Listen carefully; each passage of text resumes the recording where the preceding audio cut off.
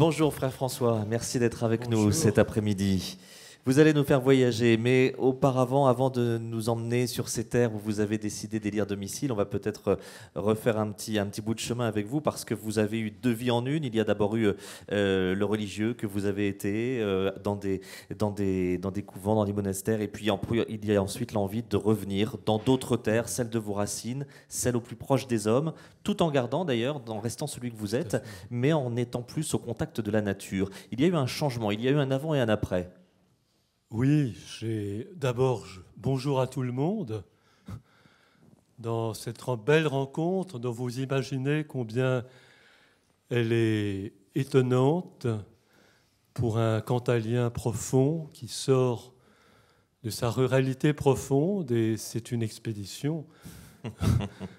Et c'est une émotion aussi, même si dans tout ce que j'ai entendu, j'ai vibré à plein de choses.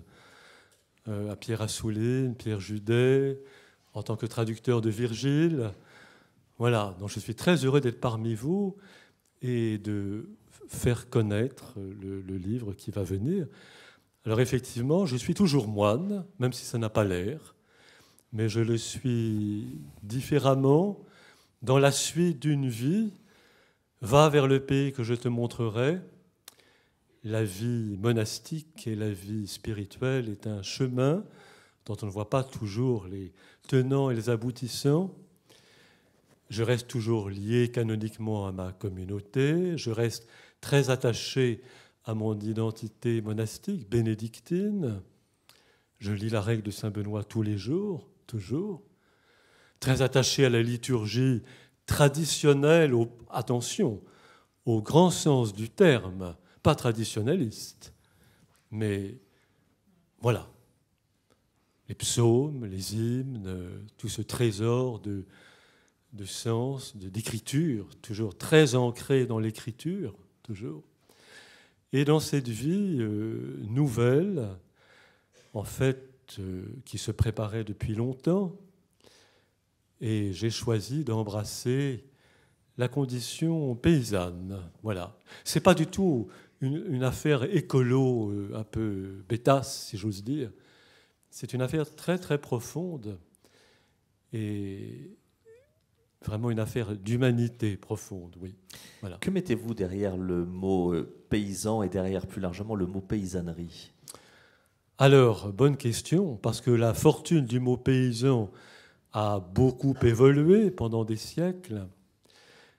Sous le mot paysan, je mets quelque chose au fond de très noble, de très universel, de très intemporel aussi dans le rapport à la nature, dans le rapport humain.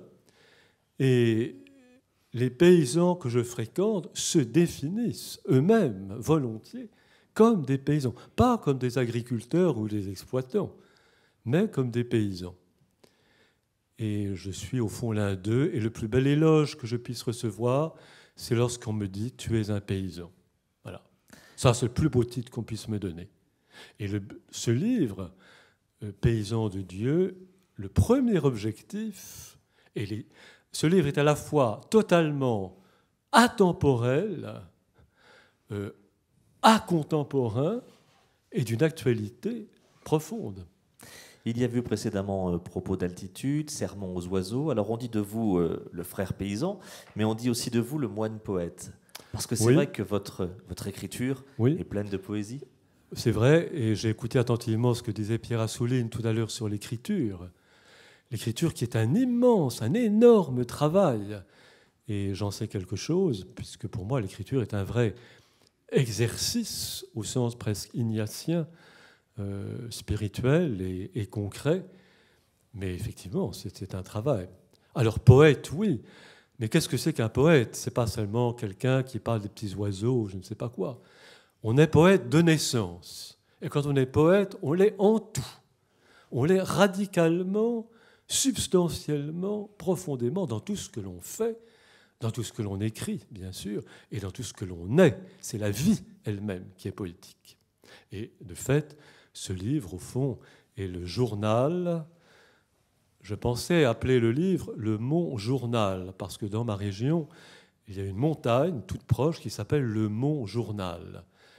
Mais Jean Moutapa m'a fait remarquer très judicieusement que ce n'était pas très connu, et c'est lui qui a trouvé le magnifique titre « Paysan de Dieu ».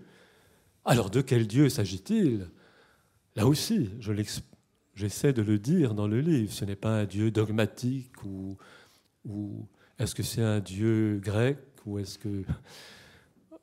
En tout cas, c'est un Dieu qui est paysan lui-même, voilà, qui fait pousser et en nous, autour de nous, entre nous, le Dieu de tout ce qui pousse, Fucis. Voilà. Dans cette ère d'Auvergne, vous avez choisi de prendre racine. Vous allez nous entraîner sous forme d'un journal, donc comme vous l'avez dit, avec de courts paragraphes au fil des saisons, quasiment une année, que nous allons partager avec vous. Le livre va de Noël à Noël. Il est divisé en 5 sections. Enfin, on va d'un hiver à un autre. Et c'est un journal quasi quotidien de tâches. Ce sont mes géorgiques. Pour ceux qui connaissent Virgile, que je traduis du reste, j'ai une traduction des géorgiques de Virgile qui est en cours pour les belles lettres, et que j'ai interrompu pour écrire mes propres géorgiques, ou les travaux et les jours d'Hésiode. Donc ce livre est un journal quotidien des choses les plus humbles, les plus simples, le feu, la neige, les orages, la traite des vaches, puisque je vais traire les vaches tous les jours. J'ai des mains calleuses. Et ma fierté, c'est de participer fraternellement, humainement, à ce travail. La bouse est mon élément de béatitude. Voilà. Les hommes et les femmes que vous croisez au cours de ces journées, de ces saisons, ne sont pas absents de ce texte et de la poésie. Et ils font partie de vos réflexions à même titre que la nature, que les animaux qui vous entourent. Je dirais que c'est pour eux que j'ai écrit ce livre. Et vous savez combien le monde, la crise agricole, tout ce qui s'est remué ces derniers mois, qui n'a toujours pas de solution, ce livre, sans que je l'ai d'abord pensé, va tomber à pic dans cette chose-là. Et mes amis paysans d'Auvergne savent que ce livre va sortir, et du reste, ils sont nommés tous réellement par leurs prénoms. Il n'y a pas les noms de famille, mais ce sont les prénoms réels, et ils vont se retrouver dans ce livre. Et le but de ce livre, au fond, c'est un but de présent, d'amitié, de métier et d'amitié. J'aime bien faire fonctionner ces deux mots. Métier, amitié et mystère, le mystère de la vie. Et voilà, c'est tout ça qui marche ensemble. Frère François, précisons-le, la vie religieuse n'est pas absente du livre, puisque la liturgie arrive et vient régulièrement au fil des saisons se rappeler à nous. Et pourtant, le livre s'adresse à tous, ce qui veut dire que quelqu'un qui ne serait pas du tout ni croyant, ni pratiquant ou ni chrétien, par exemple, pourrait trouver ici contentement. Tout à fait. Parce que, évidemment, ça parle de choses très humbles, très simples. Et je crois que j'ai relu le livre dans le train en venant. C'est un long voyage pour venir. Je l'ai relu en entier et j'ai été ému de ce que j'ai écrit. Ça m'arrive de pleurer de ce que j'écris. Voilà, certaines pages, j'ai pleuré en les écrivant et je pleure en les relisant. Ça, c'est un signe, c'est un bon signe. Comme Achille, c'est bien quand on pleure. Et effectivement, ça raconte des choses très, très simples, très humbles, quotidiennes, et c'est source de paix. Je crois dans ce monde de violence qui est le nôtre, partout, d'agressivité. Ce livre est un livre qui fait la paix et qui procure la paix et qui est signe de la paix que, sans le chercher, ma petite existence fait dans le microcosme que j'habite. Voilà. C'est saint Théodore Studite qui disait que le moine, il donnait cette définition, est cause de paix. Si ma petite existence de paysan perdu, si vous imaginiez, enfin Jean Moutapa est venu me voir, mais c'est un autre monde.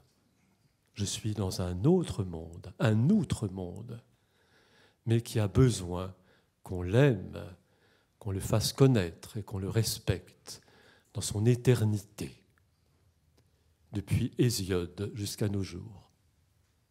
O fortunatos nimium agricolas. Trop heureux, je traduis, moi, les paysans. Voilà. Je disais tout à l'heure à propos du livre de Pierre Assouline que pour les amoureux de littérature, c'était un livre à garder toujours à portée de main pour pouvoir butiner et se renforcer de cet ouvrage.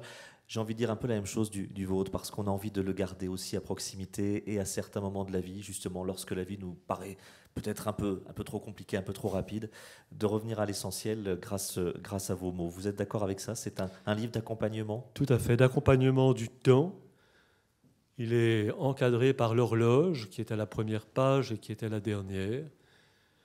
Et d'une certaine manière, il ne se passe rien de sensationnel, mais il se passe l'essentiel, qui sont les travaux, les jours, les saisons, les amitiés, la beauté simple et vraie dont parlait notre Renan.